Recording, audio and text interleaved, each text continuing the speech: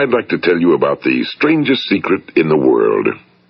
Some years ago, the late Nobel Prize-winning Dr. Albert Schweitzer was being interviewed in London, and a reporter asked him, "Doctor, what's wrong with men today?" And the great doctor was silent a moment, and then he said, "Men simply don't think." It's about this that I want to talk with you. We live today in a golden age. This is an era that man has looked forward to, dreamed of, and worked toward for thousands of years. But since it's here, we pretty well take it for granted.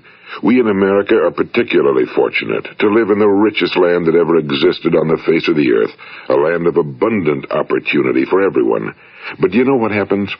Well, let's take 100 men who start even at the age of 25. Do you have any idea what will happen to those men by the time they're 65? These 100 men who all start even at the age of 25 believe they're going to be successful. If you asked any one of these men if he wanted to be a success, he'd tell you he did. And you'd notice that he was eager toward life, that there was a certain sparkle to his eye, an erectness to his carriage, and life seemed like a pretty interesting adventure to him. But by the time they're 65, 1 will be rich. 4 will be financially independent. 5 will still be working. 54 will be broke. Now think a moment. Out of the 100, only 5 make the grade. Now why do so many fail? What has happened to the sparkle that was there when they were 25? What's become of the dreams, the hopes, the plans? And why is there such a large disparity between what these men intended to do and what they actually accomplished? When we say about 5% achieve success, we have to define success. And here's the best definition I've ever been able to find. Success is the progressive realization of a worthy ideal.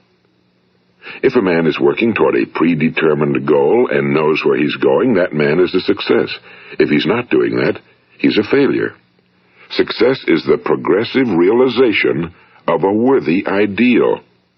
Rollo May, the distinguished psychiatrist, wrote a wonderful book called Man's Search for Himself. And in this book he says, the opposite of courage in our society is not cowardice. It is conformity. And there you have the trouble today. It's conformity, people acting like everyone else without knowing why, without knowing where they're going. Now think of it. In America right now, there are over 18 million people 65 years of age and older. And most of them are broke. They're dependent on someone else for life's necessities. Now, we learn to read by the time we're 7. We learn to make a living by the time we're 25. Usually by that time, we're not only making a living, we're supporting a family. And yet by the time we're 65, we haven't learned how to become financially independent in the richest land that has ever been known. Why? We conform. And the trouble is that we're acting like the wrong percentage group, the 95 who don't succeed. Now, why do these people conform? Well, they really don't know. These people believe that their lives are shaped by circumstances, by things that happen to them, by exterior forces. They're outer-directed people. A survey was made one time that covered a lot of men, working men, and these men were asked, "Why do you work? Why do you get up in the morning?" 19 out of 20 had no idea. If you ask them, they'll say, well, everyone goes to work in the morning, and that's the reason they do it, because everyone else is doing it. Now let's get back to our definition of success. Who succeeds? The only person who succeeds is the person who is progressively realizing a worthy ideal. He's the person who says, I'm going to become this, and then begins to work toward that goal. I'll tell you who the successful people are. A success is the school teacher who's teaching school because that's what he or she wants to do. The success is the woman who's a wife and mother because she wanted to become a wife and mother and is doing a good job of it. The success is the man who runs the corner gas station because that was his dream. That's what he wanted to do. The success is the successful salesman who wants to become a top-notch salesman and grow and build with his organization. A success is anyone who is doing deliberately a predetermined job because that's what he decided to do deliberately. But only 1 out of 20 does that. That's why today there isn't really any competition unless we make it for ourselves. Instead of competing, all we have to do is create. You know, for 20 years, I looked for the key which would determine what would happen to a human being. Was there a key I wanted to know which would make the future a promise that we could foretell to a large extent? Was there a key that would guarantee a person's becoming successful if he only knew about it and knew how to use it? Well, there is such a key, and I've found it. Have you ever wondered why so many men work so hard and honestly without ever achieving anything in particular, and others don't seem to work hard and yet seem to get everything? They seem to have the magic touch. You've heard them say that about someone. Everything he touches turns to gold. And have you ever noticed that a man who becomes successful tends to continue to become successful? And on the other hand, have you noticed how a man who's a failure tends to continue to fail? Well, it's because of goals. Some of us have goals, some don't. People with goals succeed because they know where they're going. It's that simple. Think of a ship leaving a harbor, and think of it with the complete voyage mapped out and planned. The captain and crew know exactly where it's going and how long it'll take. It has a definite goal. Now, 9,999 times out of 10,000, it will get to where it started out to get. Now, let's take another ship, just like the first, only let's not put a crew on it or a captain at the helm. Let's give it no aiming point, no goal, no destination. We just start the engines and let it go. I think you'll agree with me that if it gets out of the harbor at all, it will either sink or wind up on some deserted beach, a derelict. It can't go anyplace because it has no destination and no guidance, and it's the same with a human being. Take the salesman, for example. There's no other person in the world today with the future of a good salesman. Selling is the world's highest paid profession, if we're good at it and if we know where we're going. Every company needs top-notch salesmen, and they reward those men. The sky's the limit for them. But how many can you find? Someone once said the human race is fixed, not to prevent the strong from winning, but to prevent the weak from losing. The American economy today can be likened to a convoy in time of war. The entire economy is slowed down to protect its weakest link, just as the convoy had to go at the speed that would permit its slowest vessel to remain in formation. That's why it's so easy to make a living today. It takes no particular brains or talent to make a living and support a family today. So we have a plateau of so-called security, if that's what a person's looking for. But we do have to decide how high above this plateau we want to aim. Now let's get back to the strangest secret in the world, the story that I wanted to tell you today. Why do men with goals succeed in life and men without them fail?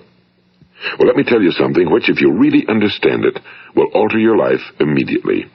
If you understand completely what I'm going to tell you from this moment on, your life will never be the same again. You will suddenly find that good luck just seems to be attracted to you. The things you want just seem to fall in line, and from now on you won't have the problems, the worries, the gnawing lump of anxiety that perhaps you've experienced before. Doubt, fear, well, they'll be things of the past. Here's the key to success and the key to failure. We become what we think about. Now let me say that again. We become what we think about. Throughout all history, the great wise men and teachers, philosophers and prophets have disagreed with one another on many different things. It's only on this one point that they are in complete and unanimous agreement. Listen to what Marcus Aurelius, the great Roman emperor, said. A man's life is what his thoughts make of it. Disraeli said this. Everything comes if a man will only wait. I've brought myself by long meditation to the conviction that a human being with a settled purpose must accomplish it, and that nothing can resist a will that will stake even existence for its fulfillment. Ralph Waldo Emerson said this, a man is what he thinks about all day long.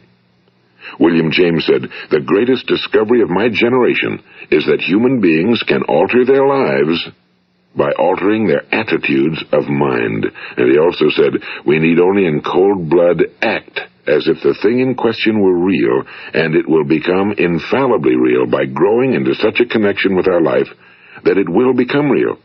It will become so knit with habit and emotion that our interests in it will be those which characterize belief. And he also said, if you only care enough for a result, you will almost certainly attain it. If you wish to be rich, you will be rich. If you wish to be learned, you will be learned. If you wish to be good, you will be good. Only you must then really wish these things and wish them exclusively, and not wish at the same time 100 other incompatible things just as strongly. In the Bible, you read in Mark 9:23, if thou canst believe, all things are possible to him that believeth. My old friend Dr. Norman Vincent Peale put it this way, this is one of the greatest laws in the universe. Fervently do I wish I had discovered it as a very young man. It dawned upon me much later in life, and I found it to be one of the greatest, if not my greatest discovery outside of my relationship to God. The great law, briefly and simply stated, is that if you think in negative terms, you will get negative results. If you think in positive terms, you will achieve positive results. That is the simple fact, he went on to say, which is at the basis of an astonishing law of prosperity and success.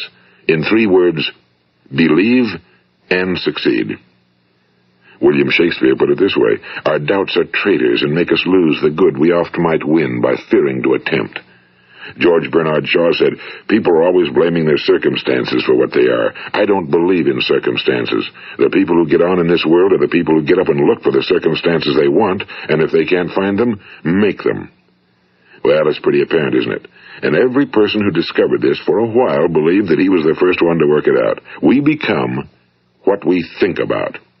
Now, it stands to reason that a person who's thinking about a concrete and worthwhile goal is going to reach it, because that's what he's thinking about, and we become what we think about. Conversely, the man who has no goal, who doesn't know where he's going, and whose thoughts must therefore be thoughts of confusion and anxiety and fear and worry, becomes what he thinks about. His life becomes one of frustration and fear and anxiety and worry. And if he thinks about nothing, he becomes nothing. Now, how does it work? Why do we become what we think about? Well, I'll tell you how it works as far as we know. Now, to do this, I want to tell you about a situation that parallels the human mind. Suppose a farmer has some land, and it's good fertile land. Now, the land gives the farmer a choice. He may plant in that land whatever he chooses. The land doesn't care. It's up to the farmer to make the decision. Now, remember, we're comparing the human mind with the land because the mind, like the land, doesn't care what you plant in it. It will return what you plant, but it doesn't care what you plant. Now let's say that the farmer has 2 seeds in his hand. One is a seed of corn, the other is nightshade, a deadly poison. He digs 2 little holes in the earth and he plants both seeds, one corn, the other nightshade. He covers up the holes, waters, and takes care of the land, and what will happen? Invariably the land will return what's planted. As it's written in the Bible, as ye sow, so shall ye reap. Now remember, the land doesn't care. It'll return poison in just as wonderful abundance as it will corn. So up come the 2 plants, one corn, one poison. Now, the human mind is far more fertile, far more incredible and mysterious than the land, but it works the same way. It doesn't care what we plant. Success, failure. A concrete, worthwhile goal, or confusion. Misunderstanding, fear, anxiety, and so on. But what we plant, it must return to us. You see, the human mind is the last great unexplored continent on Earth. It contains riches beyond our wildest dreams. It will return anything we want to plant. Now, you might say, well, if that's true, why don't people use their minds more? Well, I think they figured out an answer to that one, too. Our mind comes as standard equipment at birth. It's free, and things that are given to us for nothing we place little value on. Things that we pay money for, we value. The paradox is that exactly the reverse is true.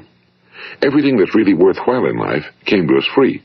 Our minds, our souls, our bodies, our hopes, our dreams, our ambitions, our intelligence, our love of family and children and friends and country, all these priceless possessions are free. But the things that cost us money are actually very cheap and can be replaced at any time. A good man can be completely wiped out and make another fortune. He can do that several times. Even if our home burns down, we can rebuild it. But the things we got for nothing, we can never replace. The human mind isn't used because we take it for granted. Familiarity breeds contempt. It can do any kind of job we assign to it, but generally speaking, we use it for little jobs instead of big, important ones. Universities have proved that most of us are operating on about 10% or less of our abilities. So decide now, what is it you want? Plant your goal in your mind. It's the most important decision you'll ever make in your entire life. What is it you want? Do you want to be an outstanding salesman? A better worker at your particular job? Do you want to go places in your company? In your community? Do you want to get rich? All you've got to do is plant that seed in your mind, care for it, work steadily toward your goal, and it will become a reality. It not only will, there's no way that it cannot. You see, that's a law, like the laws of Sir Isaac Newton, the laws of gravity. If you get on top of a building and jump off, you'll always go down. You'll never go up, and it's the same with all the other laws of nature. They always work. They're inflexible. Think about your goal in a relaxed, positive way. Picture yourself in your mind's eye as having already achieved this goal. See yourself doing the things you will be doing when you've reached your goal. Ours has been called the phenobarbital age, the age of ulcers and nervous breakdowns and tranquilizers. At a time when medical research has raised us to a new plateau of good health and longevity, far too many of us worry ourselves into an early grave trying to cope with things in our own little personal ways without learning a few great laws that will take care of everything for us. These things we bring on ourselves through our habitual way of thinking. Every one of us is the sum total of his own thoughts.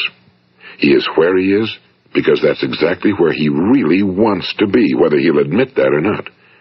Each of us must live off the fruit of his thoughts in the future, because what you think today and tomorrow, next month and next year, will mold your life and determine your future.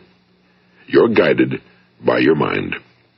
I remember one time I was driving through eastern Arizona, and I saw one of those giant earth-moving machines roaring along the road at about 35 miles an hour with what looked like 30 tons of dirt in it. A tremendous, incredible machine, and there was a little man perched way up on top with the wheel in his hands guiding it. And as I drove along, I was struck by the similarity of that machine to the human mind. Just suppose you're sitting at the controls of such a vast source of energy. Are you going to sit back and fold your arms and let it run itself into a ditch? Or are you going to keep both hands firmly on the wheel and control and direct this power to a specific, worthwhile purpose? It's up to you. You're in the driver's seat. You see, the very law that gives us success is a two-edged sword. We must control our thinking. The same rule that can lead a man to a life of success, wealth, happiness, and all the things he ever dreamed of for himself and his family. That very same law can lead him into the gutter. It's all in how he uses it, for good or for bad. This is the strangest secret in the world. Now, why do I say it's strange, and why do I call it a secret? Actually, it isn't a secret at all. It was first promulgated by some of the earliest wise men, and it appears again and again throughout the Bible, but very few people have learned it, understand it. That's why it's strange, and why for some equally strange reason it virtually remains a secret. I believe that you could go out and walk down the main street of your town and ask one man after another what the secret of success is, and you probably wouldn't run into one man in a month who could tell you. Now, this information is enormously valuable to us if we really understand it and apply it. It's valuable to us not only for our own lives, but the lives of those around us, our families, employees, associates, and friends. Life should be an exciting adventure. It should never be a bore. A man should live fully, be alive. He should be glad to get out of bed in the morning. He should be doing a job he likes to do because he does it well. One time I heard Grove Patterson, the great late editor-in-chief of the Toledo Daily Blade, make a speech, and as he concluded his speech, he said something I've never forgotten. He said, "My years in the newspaper business have convinced me of several things. Among them, that people are basically good, and that we came from someplace, and we're going someplace. So we should make our time here an exciting adventure. The architect of the universe didn't build a stairway leading nowhere." And the greatest teacher of all, the carpenter from the plains of Galilee, gave us the secret time and time again. As ye believe, so shall it be done unto you. I've explained the strangest secret in the world and how it works. Now, on this side, I want to explain how you can prove to yourself the enormous returns possible in your own life by putting this secret to a practical test. I want you to make a test that will last 30 days. It isn't going to be easy, but if you'll give it a good try, it will completely change your life for the better. Now, back in the 17th century, Sir Isaac Newton, the English mathematician and natural philosopher, gave us some natural laws of physics which apply as much to human beings as they do to the movement of bodies in the universe. And one of these laws is that for every action, there is an equal and opposite reaction. Simply stated, as it applies to you and me, it means we can achieve nothing without paying the price. The results of your 30-day experiment will be in direct proportion to the effort you put forth. To be a doctor, you must pay the price of long years of difficult study. To be successful in selling, and remember that each of us succeeds to the extent of his ability to sell. Selling our families on our ideas, selling education in schools, selling our children on the advantages of living the good and honest life, selling our associates and employees on the importance of being exceptional people. To, of course, the profession of selling itself. But to be successful in selling our way to the good life, we must be willing to pay the price. Now, what is that price? Well, it's many things. First, it's understanding emotionally, as well as intellectually, that we literally become what we think about, that we must control our thoughts if we're to control our lives. It's understanding fully that as ye sow, so shall ye reap. Second, it's cutting away all fetters from the mind and permitting it to soar as it was divinely designed to do. It's the realization that your limitations are self-imposed and that the opportunities for you today are enormous beyond belief. It's rising above narrow-minded pettiness and prejudice. And third, it's using all your courage to force yourself to think positively on your own problem, to set a definite and clearly defined goal for yourself, to let your marvelous mind think about your goal from all possible angles, to let your imagination speculate freely upon many different possible solutions, to refuse to believe that there are any circumstances sufficiently strong to defeat you in the accomplishment of your purpose, to act promptly and decisively when your course is clear, and to keep constantly aware of the fact that you are, at this moment, standing in the middle of your own acres of diamonds, as Russell Conwell used to point out. And fourth, save at least 10% of every dollar you earn. It's also remembering that no matter what your present job, it has enormous possibilities, if you're willing to pay the price. Now let's just go over the important points in the price each of us must pay to achieve the wonderful life that can be ours. It is, of course, worth any price. 1. You will become what you think about. 2. Remember the word imagination and let your mind begin to soar. 3. Courage. Concentrate on your goal every day. 4. Save 10% of what you earn. And 5. Action. Ideas are worthless unless we act on them. Now, I'll try to outline the 30-day test I want you to make. Keep in mind that you have nothing to lose by making this test and everything you could possibly want to gain. There are two things that may be said of everyone. Each of us wants something, and each of us is afraid of something. I want you to write on a card what it is you want more than anything else. It may be more money. Perhaps you'd like to double your income or make a specific amount of money. It may be a beautiful home. It may be success at your job. It may be a particular position in life. It could be a more harmonious family. Each of us wants something. Now write down on your card specifically what it is you want. Make sure it's a single goal and clearly defined.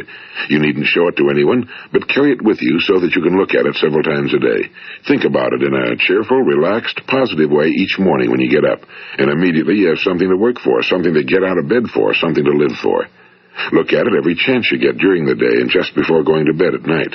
And as you look at it, remember that you must become what you think about, and since you're thinking about your goal, you realize that soon it will be yours. In fact, it's yours really the moment you write it down and begin to think about it. Look at the abundance all around you as you go about your daily business. You have as much right to this abundance as any other living creature. It's yours for the asking.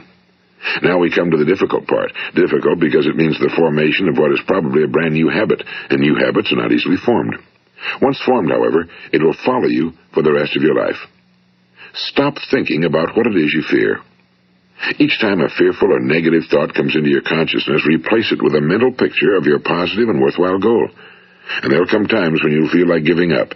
It's easier for a human being to think negatively than positively. That's why only 5% are successful. You must begin now to place yourself in that group. For 30 days, you must take control of your mind. It will think about only what you permit it to think about. Each day for this 30-day test, do more than you have to do. In addition to maintaining a cheerful, positive outlook, give of yourself more than you've ever done before. Do this knowing that your returns in life must be in direct proportion to what you give. The moment you decide on a goal to work toward, you're immediately a successful person. You are then in that rare and successful category of people who know where they're going. Out of every 100 people, you belong to the top 5. Don't concern yourself too much with how you're going to achieve your goal. Leave that completely to a power greater than yourself. All you have to do is know where you're going. The answers will come to you of their own accord and at the right time. Remember these words from the Sermon on the Mount, and remember them well. Keep them constantly before you this month of your test. Ask, and it shall be given you. Seek, and ye shall find. Knock, and it shall be opened unto you. For every one that asketh receiveth, and he that seeketh findeth, and to him that knocketh it shall be opened. It's as marvelous and as simple as that. In fact, it's so simple that in our seemingly complicated world, it's difficult for an adult to understand that all he needs is a purpose and faith. For 30 days, do your very best. If you're a salesman, go at it as you've never done before, not in a hectic fashion, but with the calm, cheerful assurance that time well spent will give you the abundance in return you deserve and want. If you're a homemaker, devote your 30-day test to completely giving of yourself without thinking about receiving anything in return, and you'll be amazed at the difference it makes in your life. No matter what your job, do it as you've never done it before for 30 days. And if you've kept your goal before you every day, you'll wonder and marvel at this new life you've found. Dorothea Brand, the outstanding editor and writer, discovered it for herself and tells about it in her fine book, Wake Up and Live.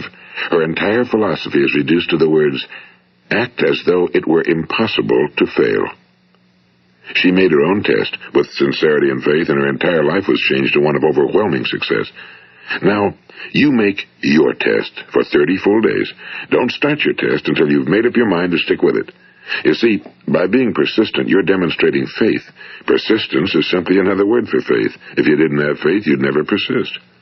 If you should fail during your first 30 days, by that I mean suddenly find yourself overwhelmed by negative thoughts, you've got to start over again from that point and go 30 more days. Gradually, your new habit will form until you find yourself one of that wonderful minority to whom virtually nothing is impossible. And don't forget the card. It's vitally important as you begin this new way of living. On one side of the card, write your goal, whatever it may be. On the other side, write the words we've quoted from the Sermon on the Mount. Ask, and it shall be given you. Seek, and ye shall find. Knock, and it shall be opened unto you. Nothing great was ever accomplished without inspiration. See that during these crucial first 30 days, your own inspiration is kept at a peak. And above all, don't worry. Worry brings fear, and fear is crippling. The only thing that can cause you to worry during your test is trying to do it all yourself. Know that all you have to do is hold your goal before you. Everything else will take care of itself. Remember also to keep calm and cheerful. Don't let petty things annoy you and get you off course. Now, since making this test is difficult, some will say, why should I bother? Well, look at the alternative. No one wants to be a failure. No one really wants to be a mediocre individual. No one wants a life constantly filled with worry and fear and frustration. Therefore, remember that you must reap that which you sow. If you sow negative thoughts, your life will be filled with negative things. If you sow positive thoughts, your life will be cheerful, successful, and positive. Now, gradually, you will have a tendency to forget what you've heard on this recording. Play it often. Keep reminding yourself of what you must do to form this new habit. Gather your whole family around at regular intervals and listen to what's been said here. You know, most men will tell you that they want to make money without understanding the law. The only people who make money work in a mint. The rest of us must earn money. This is what causes those who keep looking for something for nothing or a free ride to fail in life. The only way to earn money is by providing people with services or products which are needed and useful. We exchange our time and our product or service for the other man's money. Therefore, the law is that our financial return will be in direct proportion to our service. Now, success is not the result of making money. Making money is the result of success, and success is in direct proportion to our service. Most people have this law backwards. They believe that you're successful if you earn a lot of money.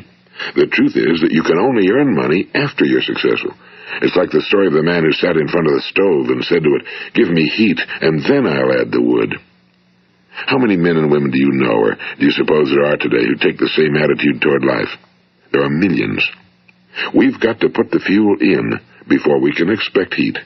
Likewise, we've got to be of service first before we can expect money. Don't concern yourself with the money. Be of service.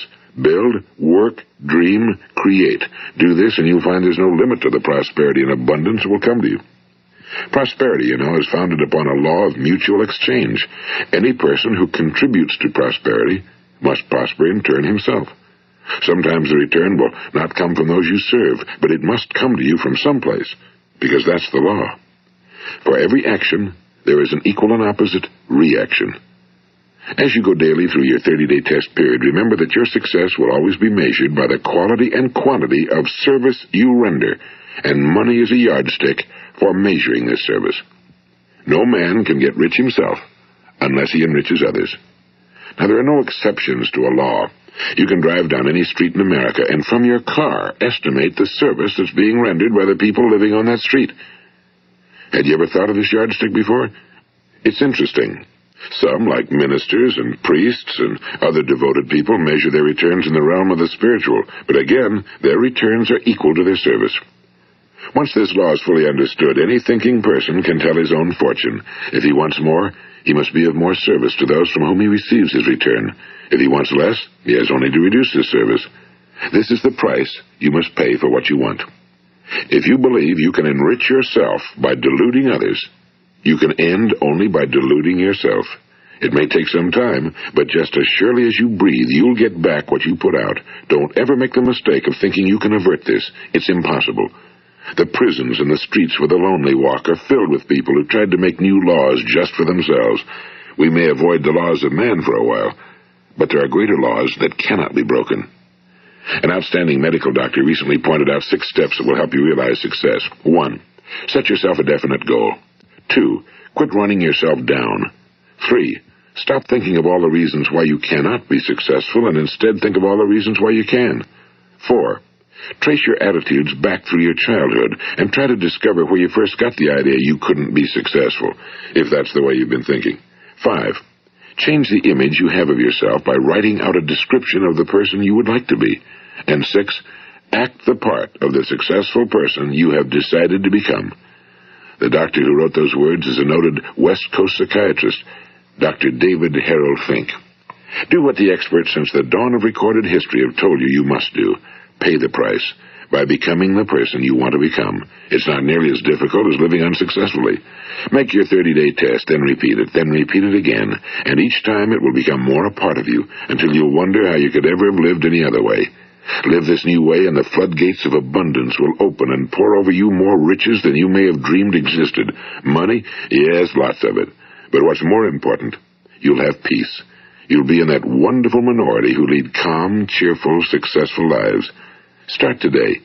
You have nothing to lose, but you have a whole life to win. This is Earl Nightingale, and thank you.